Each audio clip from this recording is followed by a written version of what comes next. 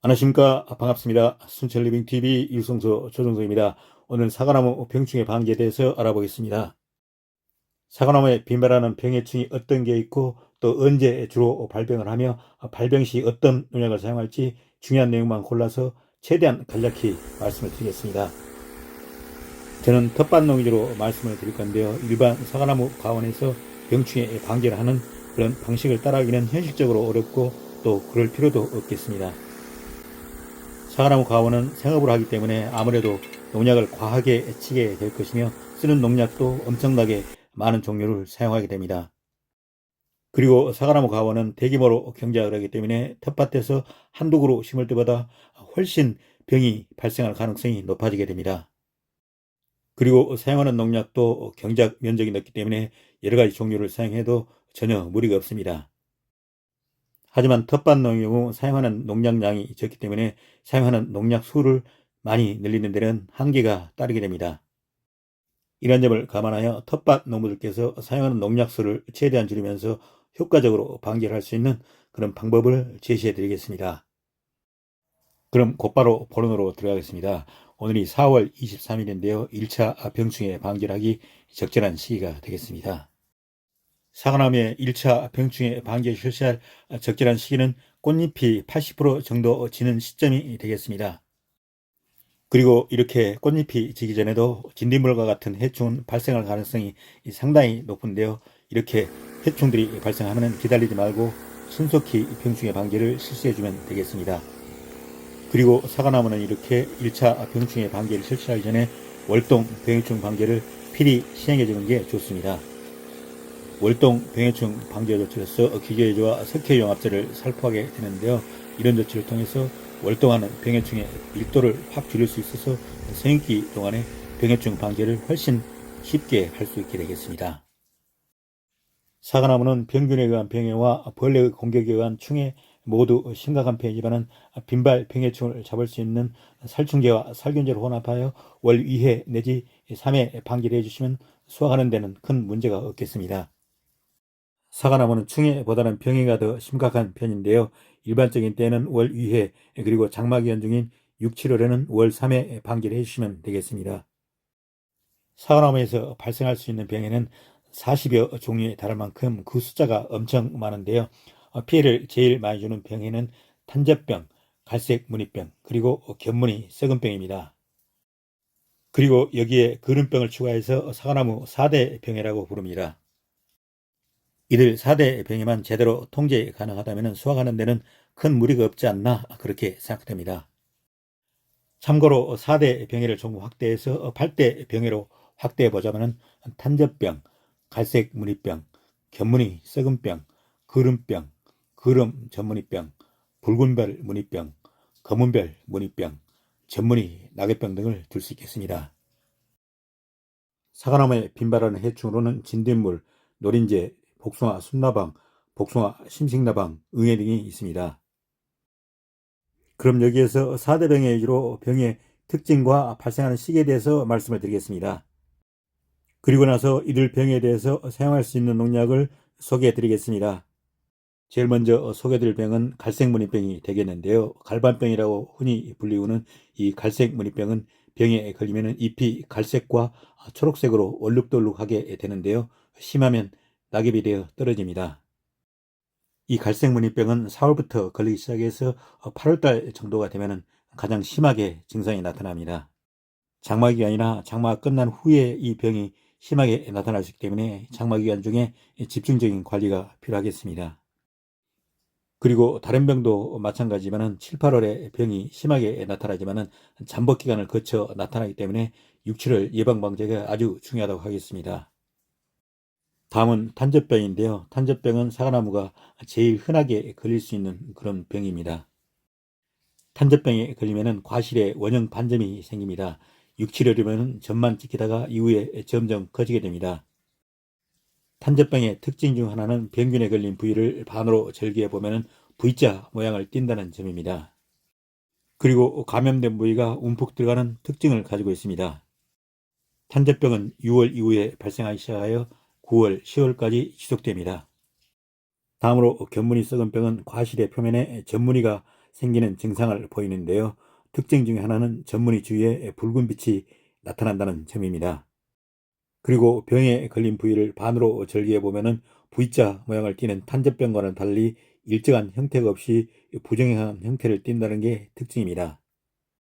그리고 탄저병과 달리 감염 부위가 함몰되지 않습니다. 견문이 썩은 병은 5월 중순에 나타나기 시작하여 장마철이면 극성을 부리게 됩니다. 일반적으로 많은 사람들이 이 견문이 썩은 병을 방지하기 위해서 보로덱을 6월 중에 살포를 하게 됩니다. 그리고 그름병은 과실 표면에 그름이 낀 것 같은 증상을 보이는데요. 6, 7월에 비가 많이 올 때 입조 시간이 부족하면 발생을 많이 하게 됩니다. 발생 시기는 6월 중순부터 9월 하순이 되겠습니다. 그리고 이 4대 병이와 더불어 요즘에 전문의 낙엽병이 많이 발생하고 있는데요. 이 전문의 낙엽병은 과실보다는 나무에 주로 발생하는 경향을 보입니다. 이 전문의 낙엽병은 5월에서 9월 사이에 주로 발생을 합니다. 그럼 이들 병해를 잡을 수 있는 농약을 소개해 드리겠습니다. 기본적으로 살균제에는 병을 예방하는 보살균제와 치료제가 있습니다. 초기에는 그러니까 장마가 오기 전에는 보살균제를 사용하는 게 현명할 겁니다.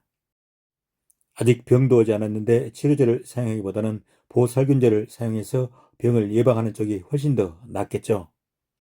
보살균제는 작용기작, 즉 그룹보라가 카인데요. 대표적인 약제가 다이세넴 45, 델란, 안트라콜이 있습니다. 특히 이 중에서 다이세넴 45는 5,500원밖에 안 해서 가격이 아주 저렴한데요. 적극 활용해 볼 필요가 있습니다. 이 다이세넴 45와 델란, 안트라콜은 사과나무 4대병에 그러니까 갈색무늬병과 탄저병, 견무늬 썩은병, 흐름병은 물론이고 전무늬 낙엽병까지 모두 잡을 수 있습니다. 위에도 사과나무 4대병해를 대부분 잡을 수 있는 치료제가 시중에 많이 나와 있습니다.